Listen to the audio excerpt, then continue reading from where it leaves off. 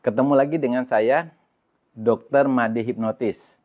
Seorang dokter juga seorang hipnoterapi yang membahas seputar dunia kesehatan dan hipnosis ya. Mungkin pernah mendengarkan kata-kata cinta ditolak, dukun bertindak. Ini kata-kata yang sudah lama banget ya. Tapi masih juga kita sering mendengar. Nah, ada orang yang percaya dengan dukun walaupun tidak banyak ya. Sebagian besar di zaman modern seperti ini hampir banyak orang yang sudah tidak mempercayai dukun.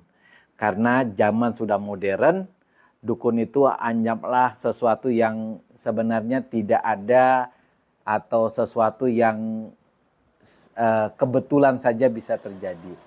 Nah, tapi ada sebagian kita yang masih percaya dengan dukun dengan alasan sudah banyak yang terbukti bahwa dukun itu benar. Jadi kalau dia pacaran, cintanya ditolak, maka salah satu alternatifnya adalah lari ke dukun.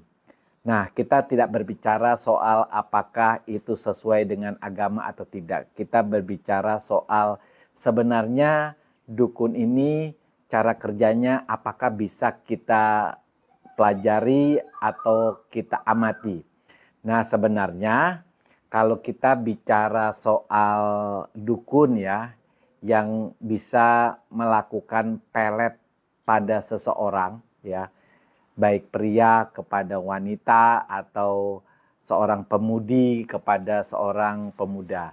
Sebenarnya itu memanfaatkan gelombang pikiran manusia. Nah, gelombang pikiran ini kan bisa dibuktikan dengan alat yang disebut dengan EEG. Jadi alat itu ada dan bisa membuktikan bahwa pada saat tertentu gelombang pikiran manusia itu didominasi oleh gelombang tertentu yang seiring waktu dan suasana gelombangnya bisa berubah. Jadi gelombang pikiran manusia secara garis besar itu ada 4 ya. Ada gelombang beta, ada gelombang alfa, gelombang theta, dan gelombang delta. Nah, dukun atau paranormal atau sekaligus dengan seorang hipnoterapis sebenarnya dia memanfaatkan gelombang pikiran yang disebut gelombang alfa dan gelombang theta. Nah, kalau seseorang pergi ke dukun biasanya ini ya, biasanya walaupun tidak selalu, biasanya di sore hari ataupun di malam hari. Alasannya biasanya sih karena pulang kantor, pulang kuliah, kalau yang mau meletnya itu pemudi ya atau mahasiswa atau pulang sekolah. Jadi mengambil waktu sore atau malam hari. Atau alasannya karena mungkin dukunnya juga bekerja di pagi hari sehingga waktunya itu di sore hari atau malam hari.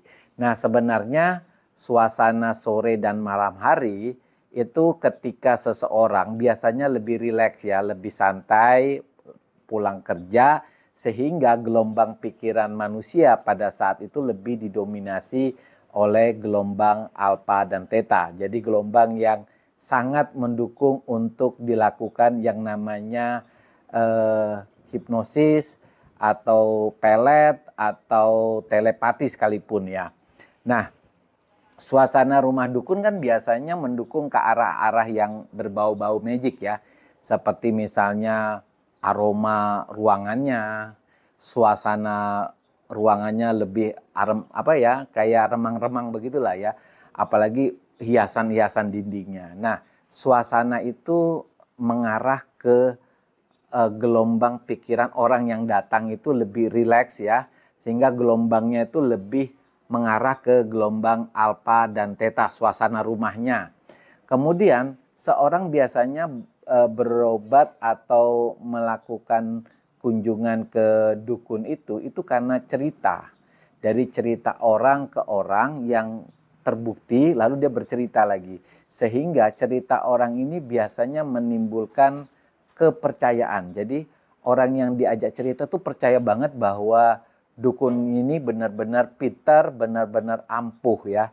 Nah, rasa percaya orang yang datang, suasana rumah, kemudian yang ketiga sore atau malam hari, ini membuat seseorang mudah banget untuk mengalami yang namanya hipnosis. Nah, orang yang datang itu bisa sekali sangat mudah terhipnotis walaupun sebenarnya dukunnya itu tidak memiliki pengetahuan atau anggap aja dukun abal-abal ya.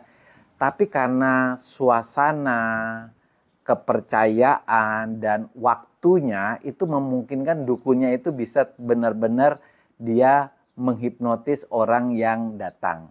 Nah, ciri-ciri pengunjung atau pemuda atau pemudi yang datang itu terhipnotis, biasanya dukunnya itu menyuruh orang tersebut melakukan apa saja dia mau. Misalnya dia bilang syaratnya harus bawa foto gitu ya. Kemudian syarat yang kedua mungkin harus ada telur ayam warna putih atau ayam warna hitam, bunga 7 warna atau apa saja. Syarat yang diceritakan oleh si dukun itu biasanya diikuti oleh si pemohon ya. Kita anggap pemohon lah atau kliennya. Nah, kenapa bisa diikuti? Karena orang tersebut sudah terhipnosis. Nah, bagaimana hipnosis itu bisa bekerja? Biasanya kan seorang dukun itu meminta foto orang yang dipelet ya, mau pemuda melet pemudi atau pemudi melet pemuda ya. Kemudian diperlihatkan foto, kemudian biasanya ini si dukun menyuruhkan seberapa besar sih cintanya orang yang kliennya itu kepada si foto tersebut ya, pada orang yang ada di foto tersebut. Nah, biasanya dia menceritakan sesuatu yang misalnya cinta yang teramat sangat, kemudian kalau tanpa dia hidup ini hampa, apapun dia ceritakan. Nah, ketika seseorang yang sudah terhipnotis, sebenarnya orang ini berada di gelombang pikiran alfa atau theta, kemudian dia menggunakan perasaannya yang paling dalam, kemudian tanpa disadari orang yang ada di foto itu pun akan merasakan hal yang sama. Karena gini, sesama orang yang berada di gelombang alfa dan theta itu bisa berkomunikasi dengan orang yang ada di pikiran orang tersebut. Anggap aja lah yang datang ke dukun ini pemuda, lalu yang di pelet itu adalah pemudi ya. Pemudi di luar kota, jauh antar provinsi misalnya. Nah, biasanya pemudi itu akan merasa kok ada yang menceritain saya ya, kok ada yang seperti rindu dengan saya. Sebenarnya pemudi yang di pelet tadi akan merasa bahwa dia tiba-tiba teringat dengan seorang pemuda yang dia temui ya. Nah, ini kita sebut dengan telepati. Jadi telepati itu adalah komunikasi dengan menggunakan gelombang pikiran alfa atau theta ya. Mungkin teman-teman yang belum pernah mendengar istilah telepati, itu adalah komunikasi pikiran manusia, tetapi kalau sekarang kan orang jarang sekali pakai telepati karena apa? Sudah ada handphone gitu ya. Tapi telepati itu menggunakan gelombang pikiran bawah sadar kita, yaitu gelombang yang disebut dengan gelombang alfa dan gelombang theta. Nah, komunikasi ini lebih banyak menggunakan perasaan seseorang dan dipercaya bahwa orang yang menggunakan gelombang alfa dan theta itu bisa berkomunikasi walaupun jarak jauh tanpa kabel, tanpa alat komunikasi. Nah, besoknya biasanya nih ya, biasanya sih dukunnya meminta apa yang diinginkan dari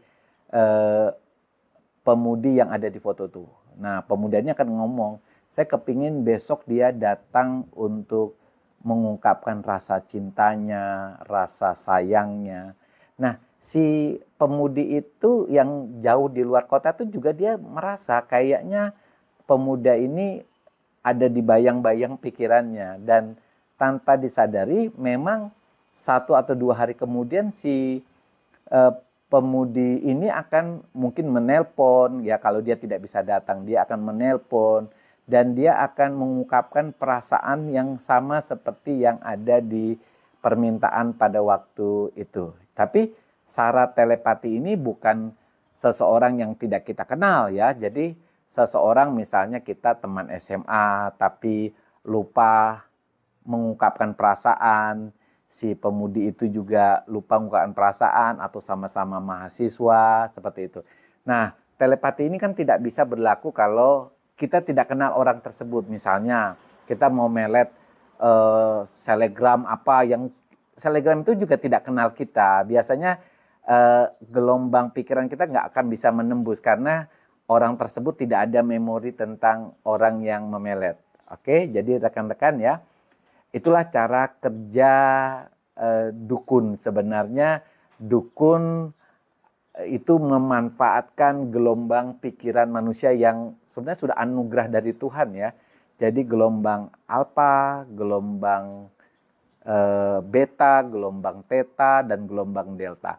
Nah, tentang gelombang pikiran ini, dokter sudah pernah membahas di VT-nya dokter beberapa bulan yang lalu. Mungkin bisa dibuka. Pada dasarnya, gelombang yang bisa kita manfaatkan untuk proses hipnosis, kemudian telepati, yang tadi yang dokter cerita tentang pelet, itu sebenarnya telepati, itu dengan memanfaatkan gelombang alfa dan theta. Jadi kuncinya kalau teman-teman misalnya mau melakukan itu, ya buat teman-teman berada di posisi gelombang alfa dan theta.